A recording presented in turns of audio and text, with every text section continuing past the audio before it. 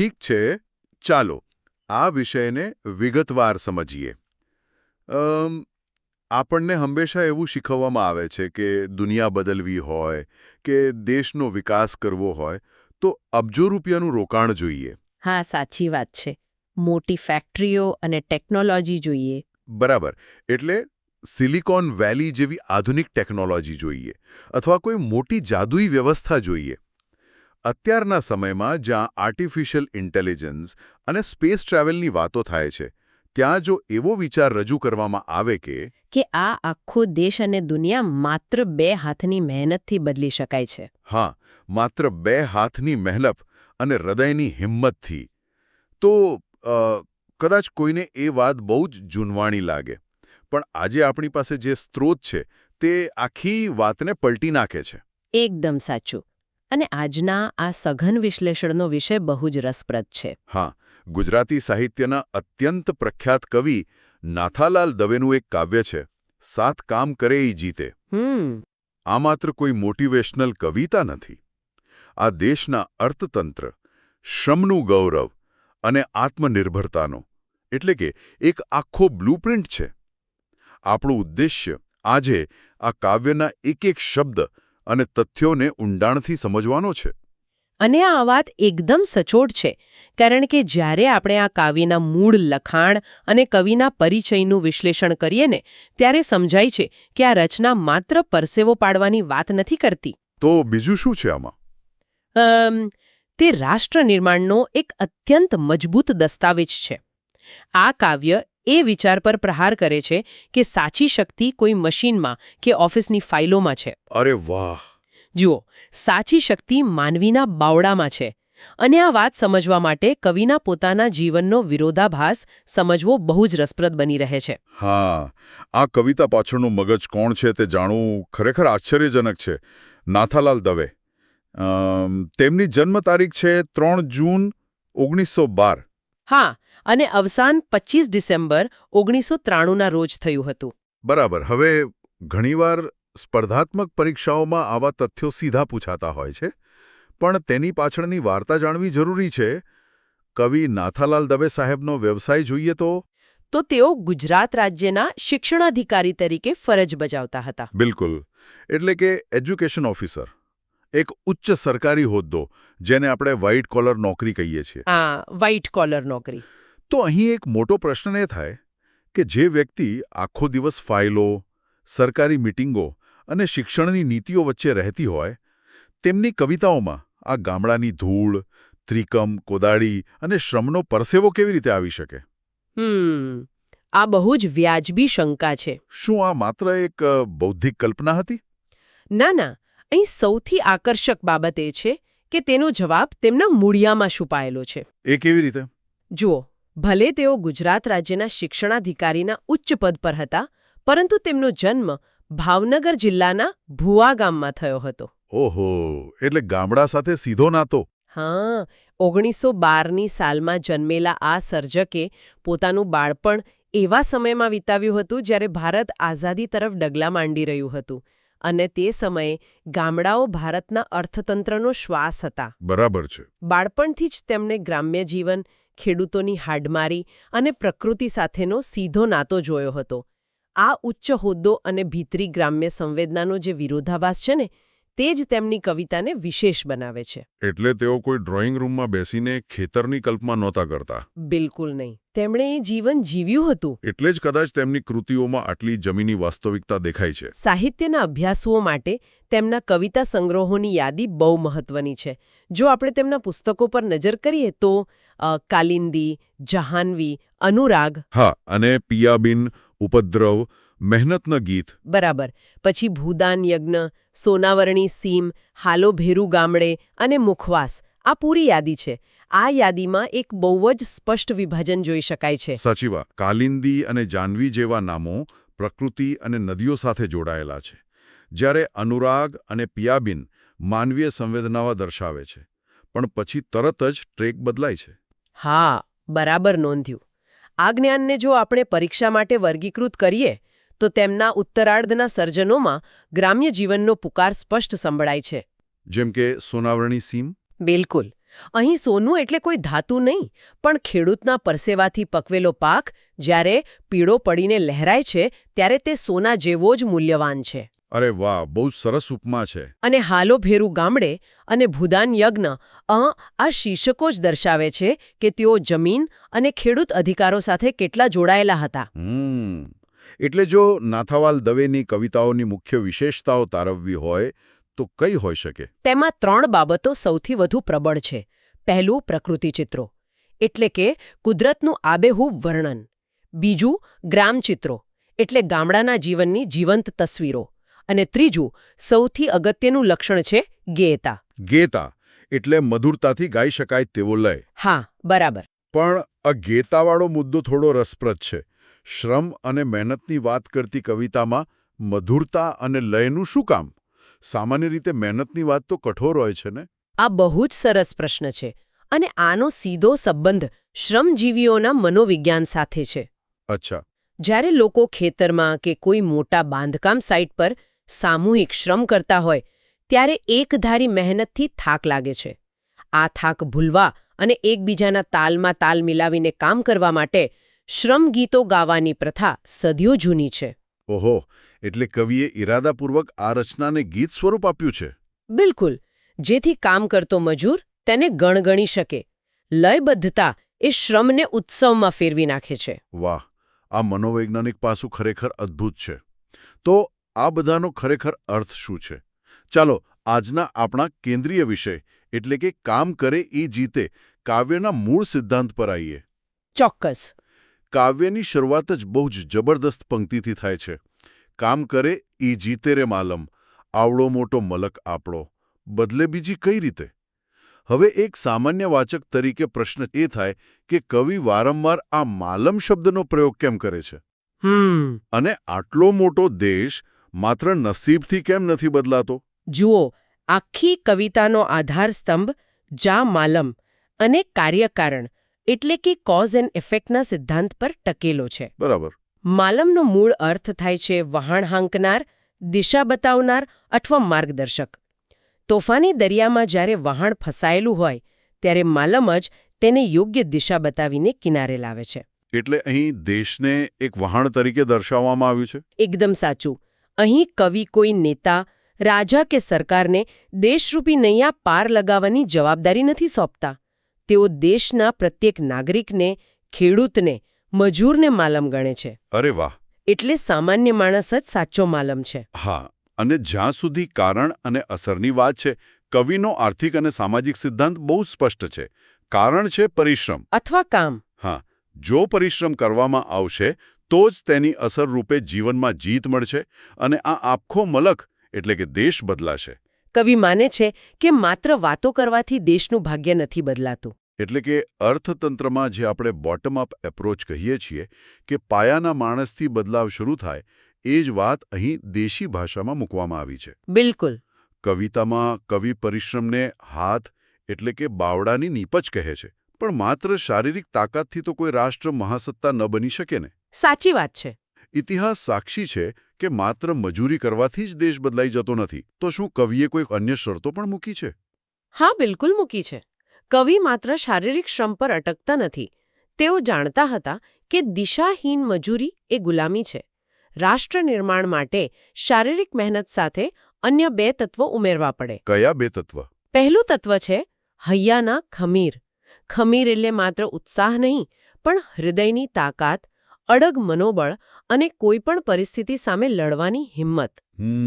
હૈયાના ખમીર બહુ જ સુંદર શબ્દ છે. અને બીજું તત્વ છે સામૂહિક પુરુષાર્થ. કવિતામાં એક બહુ જ ઊંડી પંક્તિ છે, માંગે છે દેશ આજ મહેનત મજિયારી. મજિયારી એટલે સહિયારી, ભેગા મળીને કરવાની મહેનત. આ મજિયારી મહેનતનો કન્સેપ્ટ સમજવો બહુ જરૂરી છે.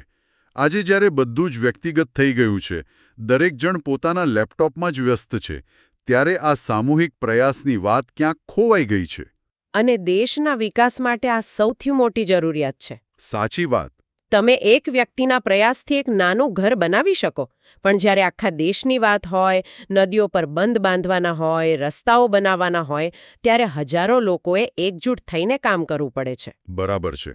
જ્યારે શારીરિક શ્રમ, હૈયાનું ખમીર અને મજિયારી મહેનત આ ત્રણેય પરિબળો એકસાથે મળે ત્યારે જ કોઈ રાષ્ટ્ર સ્વનિર્ભરતા મેળવી શકે છે. આ ત્રણેય પરિબળોની સમજૂતી પછી જો આપણે કવિએ દર્શાવેલી દેશના વિકાસની ક્રમિક પ્રક્રિયા એટલે કે સિક્વેન્શિયલ સ્ટેપ્સ પર નજર કરીએ તો કવિએ અમુક ચોક્કસ પગથિયાં આપ્યા છે. હા. કવિ કહે છે કે ખેતર ખેડીને કરો સીમ સોહામણી બાંધોરે નદીઓના નીર એટલે કે પહેલું પગથિયું છે ખેતી, જમીન ખેડીને સીમને સુંદર બનાવવી. અને બીજું પગથિયું છે નદીઓના નીર પર બંધ બાંધવા એટલે કે જળ વ્યવસ્થાપન. પણ આ કામ કરવા માટે કવિ જે સાધનોની યાદી આપે છે ત્યાં મને થોડી ગડમથલ થાય છે. કેવી ગડમથલ? જુઓ, કવિ કહે છે લિયો ત્રિકમ, ભાઈ લિયો કોદાળી. આ બે સાધનો શારીરિક શ્રમના પ્રતીકો છે. પણ આપણે સૌ જાણીએ છીએ કે ખેતી માટે હળ જોઈએ, ટ્રેક્ટર જોઈએ. હા, બરાબર. અને નદી પર ડેમ બાંધવા માટે તો એન્જિનિયરિંગના સાધનો જોઈએ. તો કવિ શા માટે ત્રિકમ અને કોદાળી પકડવાની વાત કરે છે? અને બીજો પ્રશ્ન એ છે કે તરત જ બીજી પંક્તિમાં કવિ ઉમેરે છે ને ઘર ઘર ગૂંજો ચરખે. એટલે કે ઘરે ઘરે ચરખો ચલાવો. એક બાજુ ખેતરમાં કોદાળી મારવાની વાત અને બીજી બાજુ ઘરમાં બેસીને ચરખો ચડાવવાની વાત. શું આ બંને સાવ અલગ દિશાઓ નથી? આ અચાનક ક્યાંથી આવી ગયું? જો આપણે આને વ્યાપક સંદર્ભમાં જોઈએ ને તો આ ખરેખર બહુ જ તાર્કિક સવાલ છે. જો આપણે આ કાવ્યને શબ્દશઃ લઈને માત્ર સાધનોના અર્થ કાઢીશું તો કદાચ મૂળ વાત ચૂકી જઈશું. અચ્છા, એટલે આમાં કોઈ ઊંડો અર્થ છે? હા, ત્રિકમ અને કોદાળી એ કોઈ જૂનવાણી ટેકનોલોજીને વળગી રહેવાની વાત નથી. પથ્થર તોડવા અને કઠણ જમીનને નરમ બનાવવા માટે ત્રિકમ અને કોદાળી પાયાના સાધનો છે. બરાબર. કવિ કહેવા માંગે છે કે મોટા સપના પૂરા કરવા માટે શરૂઆત તો પાયાના શારીરિક શ્રમથી જ કરવી પડશે. અને જે બીજો પ્રશ્ન છે ચરખા અને કોદાળીનો, તે નાથાલાલ દવેની દ્રષ્ટિની સાચી મહાનતા દર્શાવે છે. એ કેવી રીતે? આ કોઈ બે અલગ દિશાઓ નથી. આ સંપૂર્ણ આર્થિક સ્વાવલંબનનું એક મેક્રો ઇકોનોમિક મોડેલ છે. મેક્રો ઇકોનોમિક મોડેલ કવિતાના માધ્યમથી? હા, થોડું ઇતિહાસમાં જઈએ.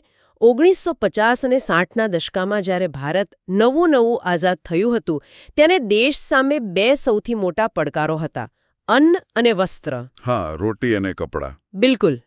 ખેતર અને વાડીએ જઈને ત્રિકમ કોદાળી ચલાવવો તે કૃષિ અથવા એગ્રીકલ્ચરનું પ્રતીક છે જે અનાજની સમસ્યા ઉકેલે છે. સમજાયું. જ્યારે ઘરે ઘરે ચરખો ચલાવવો એ ગ્રામ્ય ઉદ્યોગ અથવા કોટેજ ઇન્ડસ્ટ્રીનું પ્રતીક છે જે વસ્ત્ર અને આર્થિક ઉપાર્જનની સમસ્યા ઉકેલે છે. વાહ, આ તો બહુ જ સરસ સંતુલન છે. હા, કવિ સમજાવવા માંગે છે કે જો દેશે સાચા અર્થમાં આત્મનિર્ભર થવું હોય તો ખેતરમાં અનાજ પણ પકવવું પડશે અને ઘરમાં ગૃહ ઉદ્યોગો ધમધમતા કરવા પડશે. આ બંને વસ્તુઓ ભેગી મળે ત્યારે જ બાવડાને જોરે આ દુનિયા બદલવી શક્ય બને છે. આ અર્થ ખરેખર આંખ ઉગાડનારો છે. એટલે કે અન્ન માટે ખેતર અને રોજગાર માટે ચરખો. હવે કાવ્યના બીજા હિસ્સામાં પ્રવેશીશું તો અહીંથી આખી ચર્ચા અત્યંત રોચક અને થોડી વિવાદાસ્પદ પણ બને છે. સાચી વાત છે. કારણ કે અહીં કવિ સમાજના બે અલગ અલગ વર્ગો વચ્ચે બહુ જ તીક્ષ્ણ સરખામણી કરે છે. સ્પર્ધાત્મક પરીક્ષાઓના દૃષ્ટિકોણથી આ તફાવત બહુ જ અગત્યનો છે. બિલકુલ. અને આ સરખામણી શ્રમજીવીઓ અને બુદ્ધિજીવીઓ વચ્ચેની છે. હા, એક તરફ છે શ્રમજીવીઓ જે સવારથી ત્રિકમ અને કોદાળી લઈને ખેતરમાં જાય છે, તાપમાં પરસેવો પાડે છે. અને બીજી તરફ છે ઊંચું ભણેલા લોકો. કવિતાના જ શબ્દો લઈએ તો ઊંચું ભણેલા તો ઓફિસમાં બેસે ને નીકળે નહીં વાર કોઈ રીતે, કાગળ ઉપર કરે કરામત ને છાપા ચોંટાડે ભીંતે. હા, આ પંક્તિઓ બહુ પ્રચલિત છે. અહીંથી જ આ વાત ખરેખર અત્યંત રસપ્રદ બને છે. જો આને આજના જમાના સાથે સરખાવીએ તો જાણે એવું લાગે છે કે કવિ આજની કોર્પોરેટ લાઈફ પર કટાક્ષ કરી રહ્યા છે. એકદમ સાચું. આજે પણ આપણે જોઈએ છીએ કે લોકો એસી ઓફિસોમાં બેસી રહે છે, સરસ મજાના પાવરપોઈન્ટ પ્રેઝન્ટેશન બનાવે છે. કવિ આ વસ્તુને કાગળ ઉપર કરામતું કહે છે અને છાપા ચોંટાડે ભીતે એટલે માત્ર નોટિસો કે આદેશો બહાર પાડવા. આ કટાક્ષ બહુ જ સચોટ છે. પણ અહીં બહુ મોટો વિરોધાભાસ યાદ રાખવો પડે. કયો વિરોધાભાસ? આપણે શરૂઆતમાં જ વાત કરી કે નાથાલાલ દવે પોતે ગુજરાત રાજ્યના શિક્ષણાધિકારી હતા. તેઓ પોતે અત્યંત ઊંચું ભણેલા અધિકારી હતા જે ઓફિસમાં બેસતા હતા. અરે હા, તો શું તેઓ પોતાની જ જાતનો વિરોધ કરી રહ્યા હતા? ના ના, આ કોઈ ભણેલા લોકોનું અપમાન નથી. તો પછી આ પંક્તિઓનો સાચો અર્થ શું કાઢવો? જુઓ, આ પંક્તિઓ આયોજન અને અમલીકરણ એટલે કે પ્લાનિંગ અને એક્ઝિક્યુશન વચ્ચેનો તફાવત દર્શાવે છે. કવિ એક અધિકારી તરીકે બહુ સારી રીતે જાણતા હતા કે ઓફિસમાં બેસીને કાગળ પર ડેમ બનાવવાની યોજના ગમે તેટલી સારી હોય, પણ એ કાગળનો ડેમ ખેતરમાં પાણી નથી પહોંચાડી શકતો. બરાબર વાત છે. કાગળ પર પાંખ નથી ઉગતો. બિલકુલ. કાગળ પરની યોજનાઓથી દેશની જમીની હકીકત બદલાતી નથી. યોજનાઓને વાસ્તવિકતામાં ફેરવવી હોય તો જમીન પર ઉતરીને પરસેવો પાડવો જ પડે છે.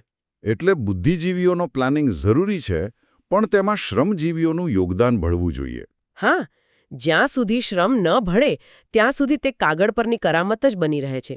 રાષ્ટ્ર નિર્માણમાં કાગળ પર કરામત કરનાર કરતાં જમીન પર પથ્થર તોડનાર શ્રમજીવીનું પલડું ભારે છે.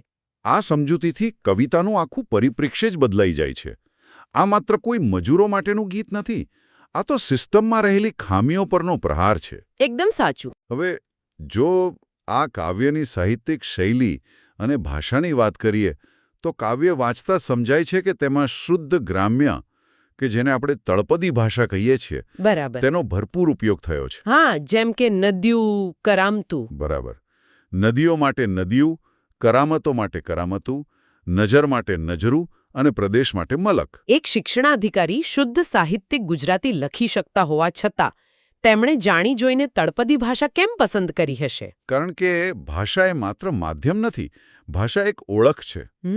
જ્યારે કવિ શ્રમની પવિત્રતા અને શ્રમજીવીઓના ગૌરવની વાત કરી રહ્યા હોય ત્યારે સંસ્કૃત પ્રચુર કે અત્યંત ઓફિશિયલ ભાષા વાપરે તો તે કૃત્રિમ લાગે. મજૂરો અને ખેડૂતોની વેદના તેમની જ ભાષામાં રજૂ થાય તો તે સૌથી વધુ અસરકારક બને છે. સાચી વાત છે. એ માટીની સુગંધ આપે છે. હા, આ તળપદી ભાષાનો પ્રયોગ એ કવિનો માસ્ટર સ્ટ્રોક છે. અને જો પરીક્ષાના સંદર્ભમાં વાત કરીએ તો આ અદ્ભુત કૃતિ ક્યાંથી લેવામાં આવી છે તેનો સ્ત્રોત યાદ રાખવો અનિવાર્ય છે. હા, આ કાવ્ય કયા પુસ્તકમાંથી છે? આ કાવ્ય નાથાલાલ દવેના કાવ્ય સંગ્રહ મહેનતના ગીતોમાંથી લેવામાં આવ્યું છે. પુસ્તકનું નામ જ કાવ્યના હાર્દને સ્પષ્ટ કરી દે છે. હા, બિલકુલ. કાવ્યના અંત તરફ જઈએ તો કવિ માત્ર પરિસ્થિતિ વર્ણવીને અટકી જતા નથી. તેઓ એક બહુ જ પ્રેરણાદાયક અંતિમ આહ્વાન આપે છે. હા, છેલ્લી પંક્તિઓમાં તેઓ સૌને કહે છે, હાલો રે ખેતર ને હાલો રે વાડીએ, વેળા અમોલી આ વીતે. આ અમોલી વેળા એટલે કે અત્યંત કિંમતી સમય. કવિ ચેતવે છે કે ઓફિસોમાં કાગળો ચિતરવામાં આ કિંમતી સમય પસાર થઈ રહ્યો છે. બરાબર. અને માત્ર કામે લાગવાની વાત નથી. કાવ્યનો અંતિમ શબ્દ સાંભળવા જેવો છે. કવિ કહે છે, આજે બુલંદ સૂરે માનવીની મહેનતના ગાવ જય જયકાર પ્રીતે. બુલંદ સૂરે જય જયકાર. હા, અહીં મહેનતનો કોઈ ધીમા અવાજે કે સંકોચ સાથે નહીં, પણ ગર્વથી જય જયકાર કરવાનું કહેવામાં આવ્યું છે. શ્રમ એ કોઈ લાચારી નથી, પણ ગૌરવ છે. આ પંક્તિઓ વાંચીને સમજાય છે કે શા માટે આપણે શરૂઆતમાં તેમની કવિતાઓની વિશેષતામાં ગેયતાની વાત કરી હતી. જ્યારે લોકો મેદાને પડે છે ત્યારે આવા બુલંદ સૂર જ તેમને થાક સામે લડવાની તાકાત આપે છે. એકદમ સાચું. ખરેખર. તો જો આજના આ સઘન વિશ્લેષણના મુખ્ય મુદ્દાઓને એકસાથે જોડીએ તો આપણે શરૂઆત કરી કવિ નાથાલાલ દવેના ઓફિસર અને ગ્રામ્ય જીવનના વિરોધાભાસથી. આપણે એમના કાવ્ય સંગ્રહોમાં પ્રકૃતિ અને શ્રમનું સંમિશ્રણ જોયું. પછી આપણે સમજ્યા કે માત્ર હાથની મજૂરીથી નહીં, પણ હૈયાના ખમીર અને સામૂહિક પ્રયાસથી જ દેશ બદલી શકાય છે. બરાબર છે. કવિએ કૃષિ અને ગૃહ ઉદ્યોગનું જે આર્થિક મોડેલ આપ્યું તે જોયું, અને સૌથી મહત્વનો મુદ્દો ઓફિસમાં બેસી રહેતા આયોજકો અને જમીન પર શ્રમ કરતા શ્રમજીવીઓ વચ્ચેનો તફાવત સમજ્યા. અને આ બધી જ વિગતો એટલી જ સચોટ છે. આ જ્ઞાનનું મૂલ્ય માત્ર પરીક્ષા પૂરતું મર્યાદિત નથી. હા, સાચી વાત. આ કવિતાની આજની તારીખમાં પણ પ્રસ્તુતતા છે. ટેકનોલોજી ગમે તેટલી આગળ વધે પણ પાયાનો શારીરિક શ્રમ જ કોઈપણ રાષ્ટ્રની કરોડરજ્જુ છે. તમે તમારા સ્માર્ટફોન પર એક ક્લિકથી અનાજ ઓર્ડર કરી શકો છો, પણ એ અનાજ ઉગાડવા માટે તો ખેડૂતને ખેતરમાં જવું જ પડે છે. શ્રમનું મૂલ્ય ક્યારેય ડિજિટલ નથી થઈ શકતું. તો આજના આ વિશ્લેષણને અંતે હું એક વિચારવા જેવો પ્રશ્ન મૂકીને જવા માંગુ છું. ચોક્કસ. જરા કલ્પના કરો કે આજના આર્ટિફિશિયલ ઇન્ટેલિજન્સ અને રિમોટ વર્કના યુગમાં જ્યાં બધું જ સ્ક્રીન પર થઈ રહ્યું છે અને મશીનો માણસનું કામ કરી રહ્યા છે, જો નાથાલાલ દવે આ કવિતા આજે લખી રહ્યા હોત તો શું તેઓ ત્રિકમ અને કોદાળીની જગ્યાએ કીબોર્ડ અને માઉસ મૂકત? બહુ જ ઊંડો પ્રશ્ન છે. કે પછી તેઓ આજે પણ એ જ મક્કમ દલીલ કરત કે ઓફિસની એર કન્ડિશન કેબિનમાં ભલે ગમે તેટલી ક્રાંતિ થાય, દુનિયાને બદલવાની સાચી જીત તો આજે પણ જમીન પર ઉતરીને હૈયાના ખમીરથી કામ કરનાર શ્રમજીવીના જ હિસ્સામાં છે. આ વિચાર પર ચોક્કસથી મનન કરજો.